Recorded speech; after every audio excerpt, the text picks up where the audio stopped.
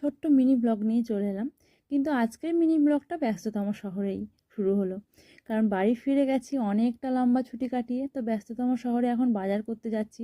আর তোমাদেরও নিয়ে যাচ্ছি আমি বাজারে। সবজি বাজারে গেলেও আমার না বেশ ভালো লাগে। আমার কি শুধু শপিংয়ে করতে গেলেই ভালো লাগে? না, আমার সবজি বাজারটা খুব ভালো লাগে করতে। কেন জানি না, তবে আমার খুব ভালো লাগে সবজিগুলো বেশ দেখে দেখে পছন্দ করাটা ঠিক নয়, জিনিসটা ভালো দেখে কেনাটা, এটাই হচ্ছে সবজি বাজারের মেন জিনিস। জামা কাপড় কিনলে পছন্দ করতে হয়, কিন্তু সবজিটা ঠিকভাবে বেছে না নিলেও আমার বেশ ভালো লাগে না। তো প্রথমেই এখানে আলু নিয়ে নিয়েছিলাম। আলু ছিল না বাড়িতে, বেশিরভাগ কোনো কিছুই সবজি ছিল না। অনেক দিন বাড়িতে না থাকার কারণে, আর বর থাকলেও কিছু সেরকম রান্না ও করলেও সেই রকম গুছিয়ে তো আর করবে না। তো বাড়িতে অনেক কিছু শেষ হয়ে গেছিলো। তো এখানে প্রথমেই আলু নিয়ে নিচ্ছিলাম, আর ও দেখো বেছে বেছেই আলু নিল।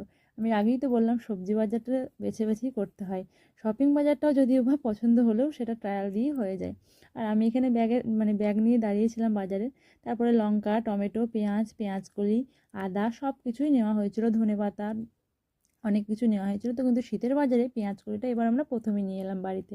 তারপরে গেলাম মাছ বাজারে। পমফ্রেটটা দেখে তো আমার খুবই ভালো লেগেছিলো। যদিও পমফ্রেট, চিংড়ি আমি কিছুই নিইনি। এখানে গলদা চিংড়ি ছিল, কুচো চিংড়ি, দুটোই বেশ ভালো ছিল। দেখে যদিও ফ্রেশ লাগে, যেহেতু বরফ দেওয়া থাকে, মাছটাও ভালো হয়। তারপরে আমরা ভোলা মাছ নিয়েই ফিরেছিলাম। তারপরে গেলাম পেট্রোল পাম্পে সারো থেকে একটু খাবার খাওয়াতে। আমরা কি একা খেলে হবে? তাকেও তো খাওয়াতে হবে।